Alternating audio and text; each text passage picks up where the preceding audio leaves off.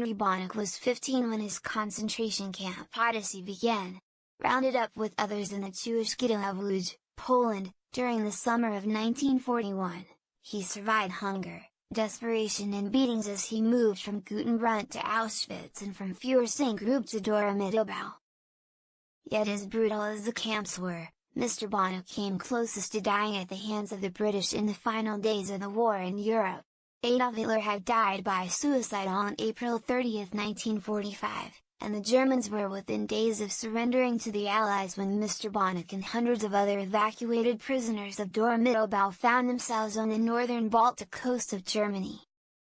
There, they and an estimated 10,000 other prisoners from German camps were finishing the long process of boarding 3 ships in the Bay of Lübeck, the Deutschland, the Theelbeck and the Cap Arcona, a luxury cruise liner that had stood in for the Titanic in a 1943 German propaganda film. None was believed to be seaworthy. On the afternoon of May 3, with Mr. Bawnik on the jam-top deck of the Cap Arcona, a squadron of Royal Air Force Typhoon fighters bombed the ships, believing that top-ranking SS officers were fleeing on them. The pilots had not received intelligence from the RAF that would have cancelled the attack. Mr. Bawnik held out little hope of riding out the attacks. "We were just counting the hours before we were going to be dead," he told the Holocaust Resource Center of Buffalo, New York, in an interview in 2016. "I couldn't swim. Yet he survived. He clung to a rope on his side of the Cap Arcona that was not yet ablaze, and a fellow prisoner later pulled him to safety." With the attack over and the ship sinking, he and other survivors from it were plucked out of the water by rescuers in small boats and ferried to safety. "What camp are we going to now?" Mr. Bawnik recalled asking his rescuers, believing he was still a German prisoner. "No more camp for you," he said he was told. "The British are in town." Mr. Bawnik survived another 73 years, mostly in the United States as a construction worker and the owner of dry cleaning businesses.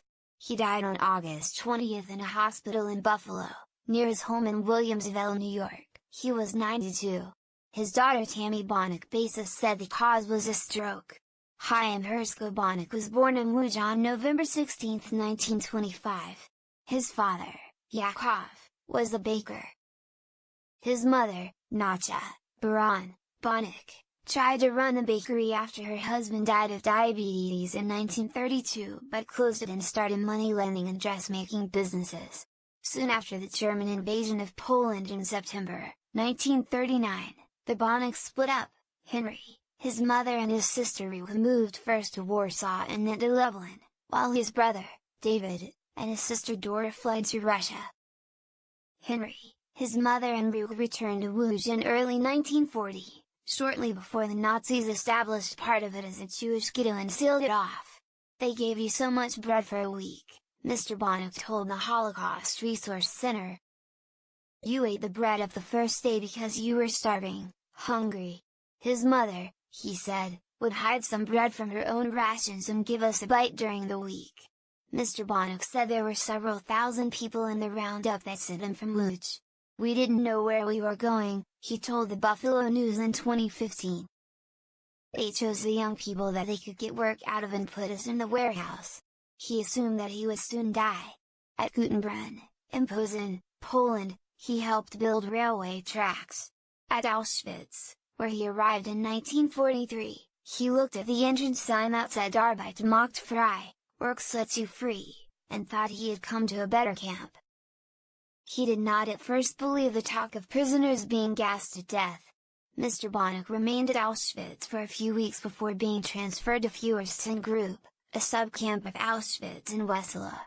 While there, he became a bricklayer thanks to a cousin who was the capo at the camp. He endured a 10-day trip by rail to the Dora Mittelbau camp in central Germany in January 1945, which ended with the living dragging dead bodies out of the train's teeming cattle cars. The Germans emptied the camp in April, and Mr. Bawnik and about 500 other prisoners were moved on barges, and then on foot, to where the Cap Arcona awaited them on the Baltic coast. Not long after the ship was filled with thousands of prisoners, who could only wonder about their fates, the fiery aerial assault began. "I was on the right hand," and the wind was going the other way, Mr. Bawnik said in a private video interview with his grandson Jeremy Lodz, who also wrote an article about the attack in the Jerusalem Post. It took 3.5 hours, and I could see the floor was starting to melt. You could see it smoking. It was wood on top of steel, and not long after that it started tilting. As he and others clung to the rope, Mr. Bawnik looked down and could see many people had jumped, sinking into the cold waters. "They're going down," he recalled, thinking.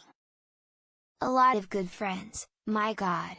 The ship was capsizing, and Mr. Bawnik could not hold on much longer. He believed that he was about to die as well. But then a friend, Peter Abramovich, called to him, leaned over the side, scooped him up and carried him to a partly submerged part of the ship, where they and others awaited rescue. The British, now in charge at the shore, ordered the Germans to take boats out to pick up the Cap Arcona survivors. As many as 7,000 prisoners died in the attacks. While in Germany, Mr. Bawnik was reunited with his brother and his sister Dora.